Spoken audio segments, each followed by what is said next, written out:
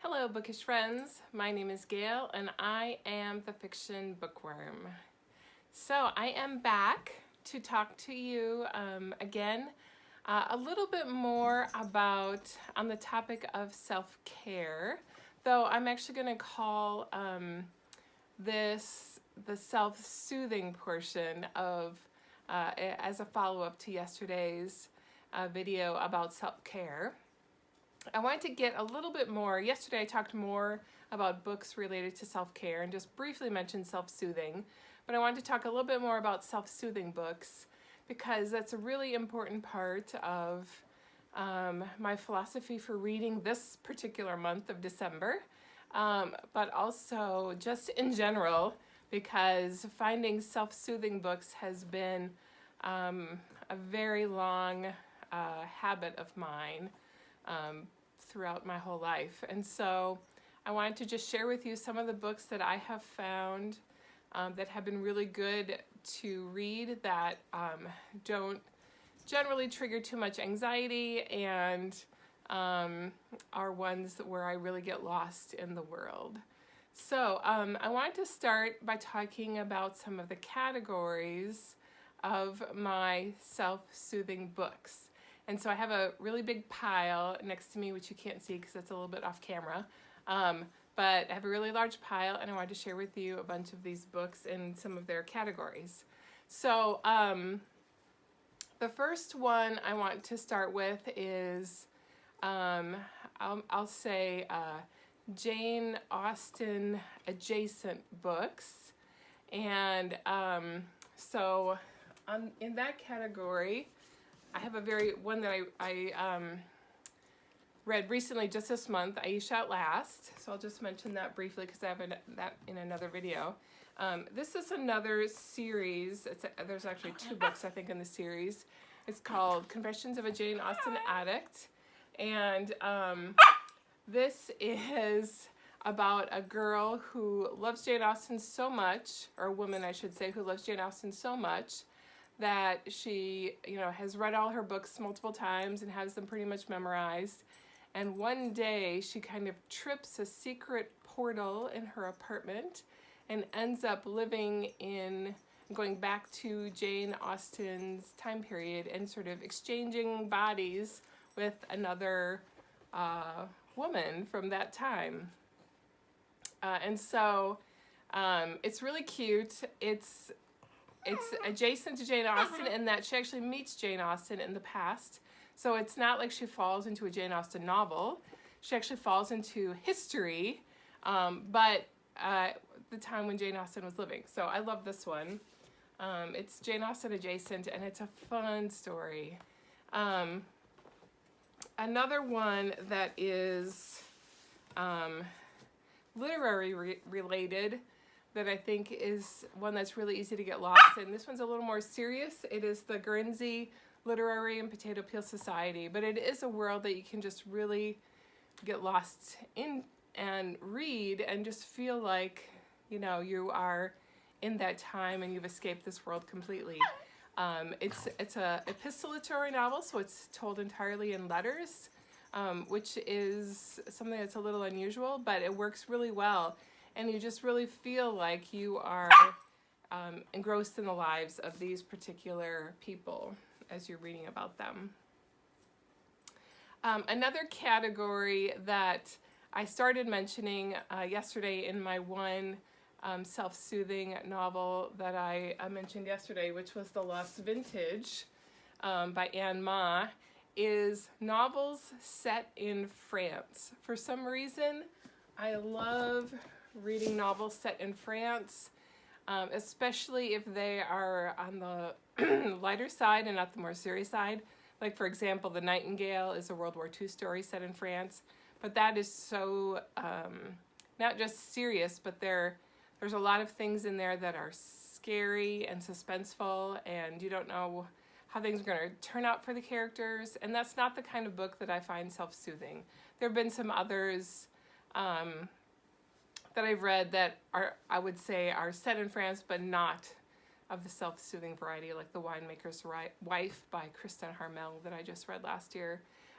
But ones that I do find to be a little more self-soothing are The Lost Vintage, which is similar, but it's just a little bit lighter take, by Susanna Kersley. She has one that's set in Chinon, France. It is called Splendor Falls. And while it is typical kind of Susanna Kersley sort of mystery, there's never anything that feels incredibly life-threatening in that book. And the way she paints the picture of Chinon makes it feel like you are there, which I love. And I read it, I think, about 1.5 years ago, but it honestly feels like I read it about 3 months ago. It's like so vivid in my mind. Also, in that same vein of books set in France that just really make you feel like you're there, is this one called Kissing Adrian. And this looks kind of like your typical sort of chick lit novel, which I suppose it is. Siri Mitchell at this time was writing more Christian novels, so that is a theme in this book, but in the best possible way. It's really, really good, and I love the fact that she was living in Paris when she wrote the novel, and it really is like a vacation in Paris. In fact, I had read this novel, I think, twice before I went actually to visit Paris, and I was reading it while I was in Paris because there's just certain scenes where I'm like, I want to read about this and then go to that spot. And so that's a kind of novel that I find self-soothing because I can just really get lost in it and feel like I'm there. Let's see. The next category I'm going to say is other books that have a strong sense of place. So here's another one by Siri Mitchell that I loved as well, called Moon Over Tokyo. And this one is about a woman who moves to Tokyo, Japan. She's having out of the country experience, living out of the country experience for the first time in her life. It's kind of a lighthearted, sort of chick lit kind of novel. But this is actually the first book that I read when I myself had moved overseas. I lived in Moscow, Russia for 4 years, and my first week in Moscow, this was the book that I read because I was thrown into a different culture and a different world, and it was a stressful time where I felt kind of unsure about life. And so this was what I had turned to be a book where I could identify with a character going through the same things, but in a way that was a little more removed, and I loved it. I haven't actually read it since. I need to do a reread, but it was very much a good self-soothing book for me while I was in a new situation. So there are some historical novels that I have found that are good for self-soothing, or sometimes they're kind of a combination of contemporary and historical. One of them is The Rose Garden by Susanna Kersley. Really anything by Susanna Kersley. She is a great author. I love her novels because they are oftentimes a little bit mysterious, but not in a way that, you feel really strongly anxious. Another author that I like who writes historicals and contemporaries that I want to share with you is Siri Mitchell. She also writes has written some historical novels, and I feel like they are ones that are serious, but not quite in the same way that some historical novels can be. I think this particular series, even though Siri's a Christian, they're not written from any kind of Christian viewpoint, really. And so much less so than her contemporary novels were. So they would be appropriate for anyone. And they're really good in a self-soothing kind of way. Another favorite author of mine is Susan May Warren, who's a Christian author. Her books are very much more strongly Christian, and so they can fall a little bit into what some people might call preachy. So that is a warning for you if you don't like that kind of thing. But she has a series set in Russia that I love, so this is one that I've always loved. I've read through this series a few times because I find it a little bit more self-soothing. And then the second, or I should say the last category of books that I like to read for self-soothing are contemporary novels that might be considered, I would say, romance or women's fiction, or kind of both.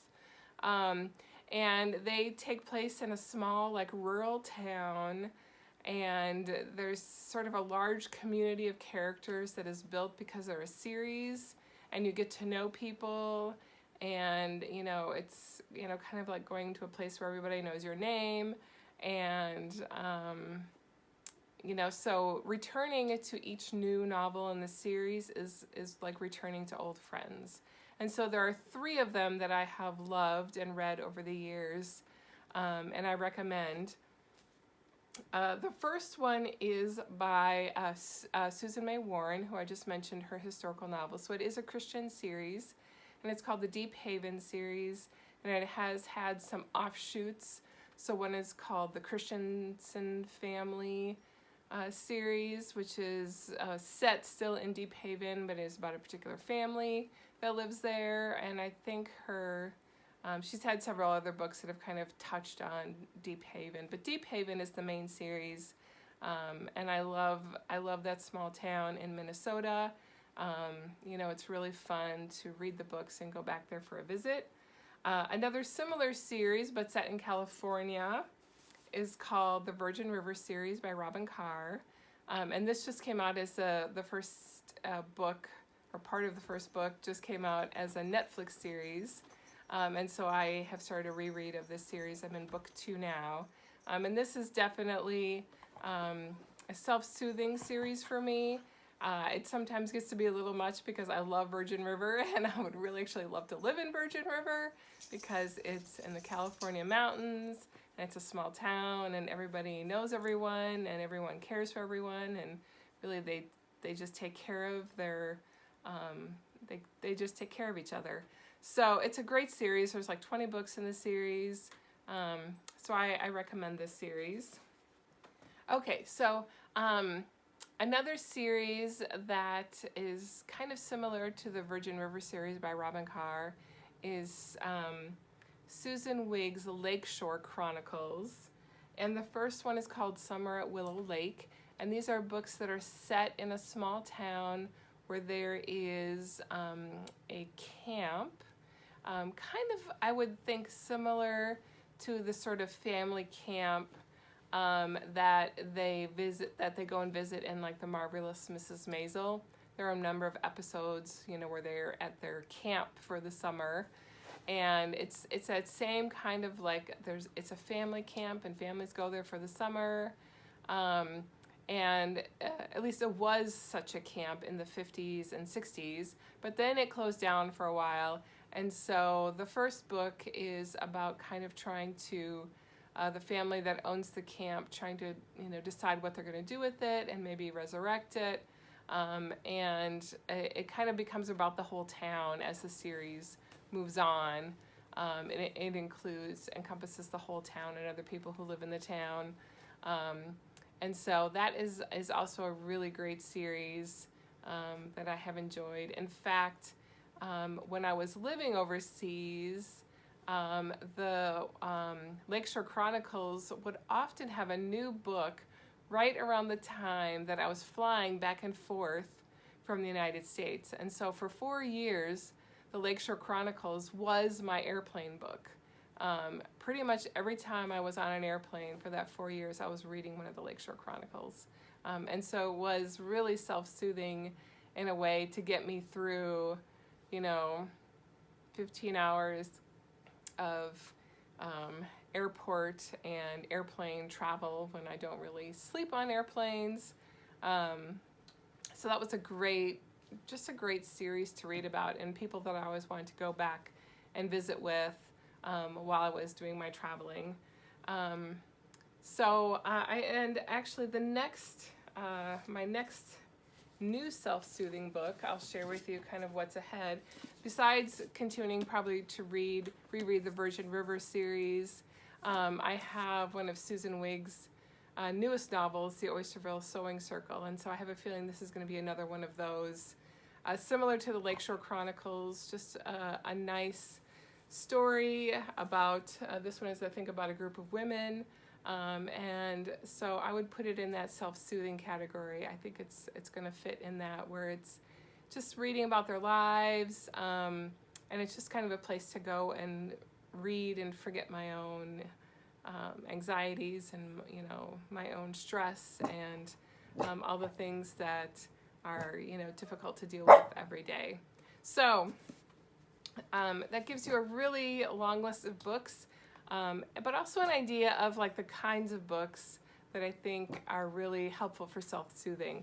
And I think everyone is different. Some people might find mystery or suspense self-soothing because they can really immerse themselves in a world that's entirely different and it's very intense and you want to keep reading.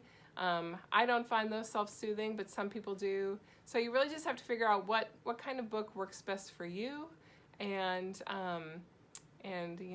use that whenever you need to. So thanks for watching, and I hope that this video was helpful for you to start thinking about how to use books to help you when you are dealing with more than what you can handle, and also to think about what are the kinds of things that make you feel just a little bit better when you don't feel that great. So I hope that you will enjoy reading, and I'll see you next time. Bye. Thanks for watching. If you enjoyed this video, please give me a like and be sure to subscribe to my channel. See you next time.